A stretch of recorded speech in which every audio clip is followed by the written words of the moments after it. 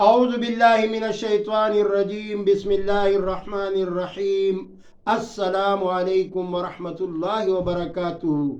زي ما القاري دوست محمد زما خوگو دوستانو مشرانو کشرانو امزولو د حضرت ابراهیم علیه السلام واقعا نن دویمه حصہ شروع کی. واقعا منگ دیده پوری پریخی وا چې کم وخت کې نمرود ظالم باچا حضرت ابراهیم علیه السلام ته وویل چې تاسو او ستا خدای د دې طرف ته چې نور نو په بوهیتل لذي کفر دی کې مونږ واقعا بس کړی و. اوس د ابراهیم علیه السلام دویمه حصہ روانه شوه. کم وخت کې چې په بوهیتل لذي کفر دی ډیر زیات ملامت شو نو ډیر زیات غصه شو، یعنی په قهر شو. څوک؟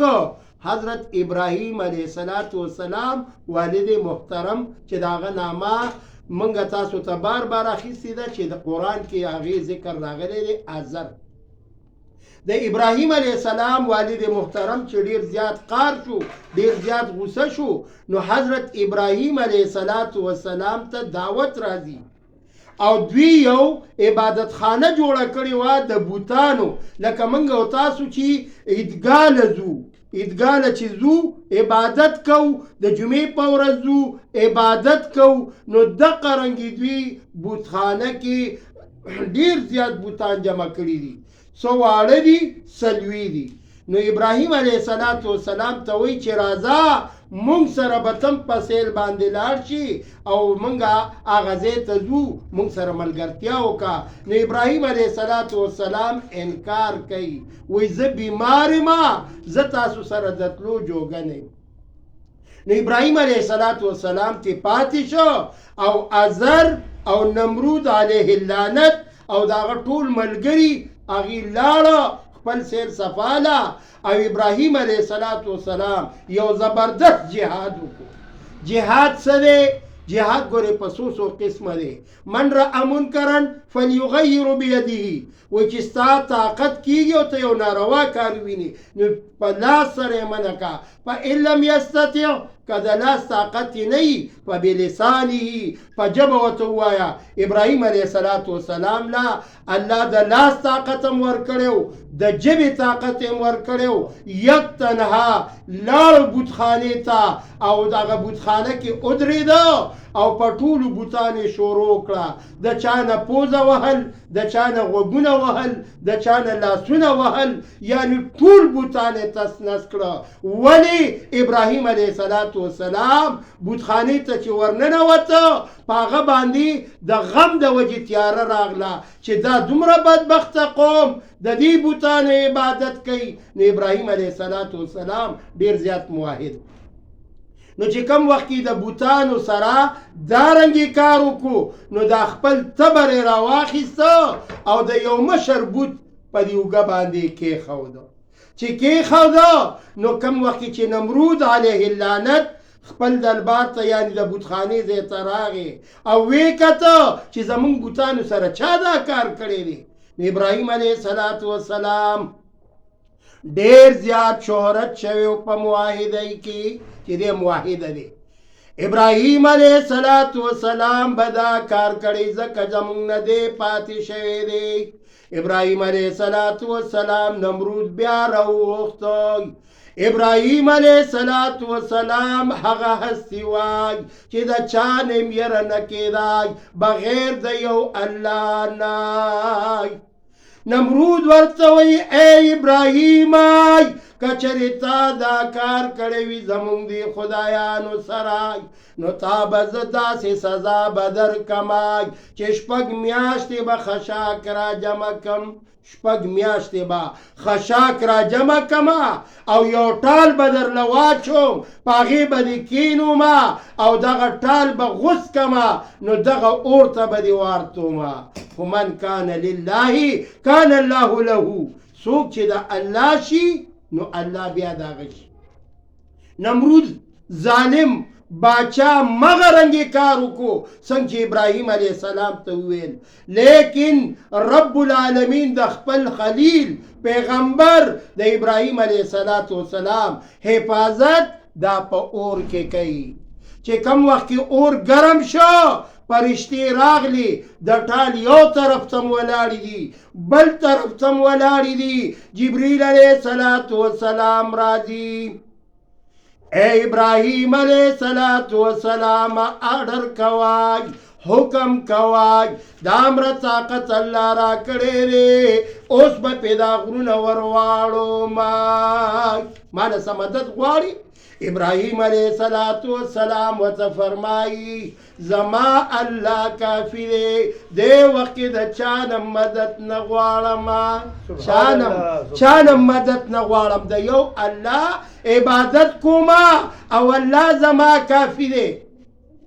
رب العالمین دغه وخت کې آیات را لیږي، قلنا یا نار کونی بردا وسلاما علی ابراہیم، اے اوراج پا ابراہیم علیہ السلام باندی یخشا، خسمر یخشا سلامن چی سلامتیا سرشای، اسنای چی زدیر یخوالینای، زما خلیل تا تکلیف اونرسے دیر یخوالینا.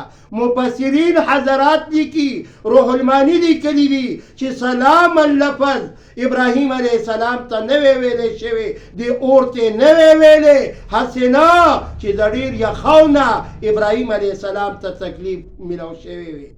زکا یو شاعر وی ابراہیم باندی دی اور گلی گلزار کڑو، ابراہیم لپا انگار کے موجود تی.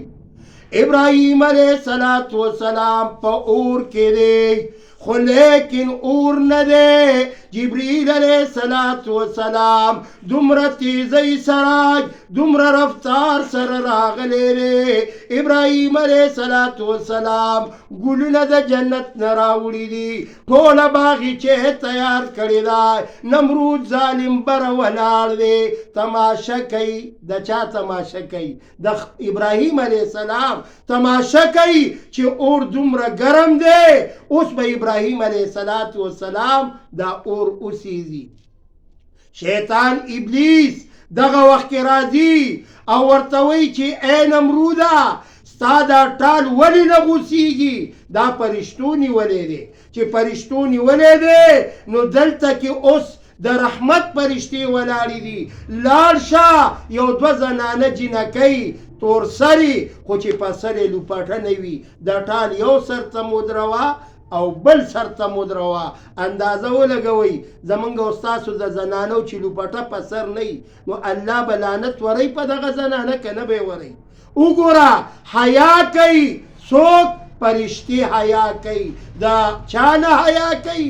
د دغه زنانو نه حیا کوي. نو هغې ټال پرېښوده، ابراهیم علیه السلام هغه له یو ځل دیکه ورکړه، یعنې ټال له دیکه ورکړه، دویم ځل ټیلې ورکړه، چې دریم ځل ټال له دیکه ورکړه، ټال غوڅ شو. ابراهیم علیه السلام ښه سالم په اور کې پروت دی. ابراهیم علیه السلام نه تپوس کیږي څوک کوي؟ جبریل علیه السلام کوي.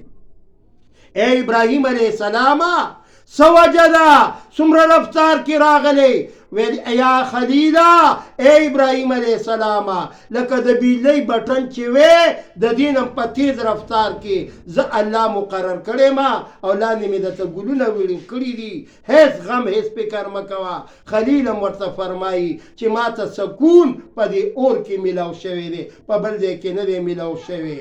نو دا می عرض کولو چې ابراهیم علیه السلام له الله پاک اور گلی گلزار کو د سوجنا د بوت عبادت نه کوي، د بوتانو مرسته نه کوي، د یو الله عبادت کوي، د یو الله تابعدار دی.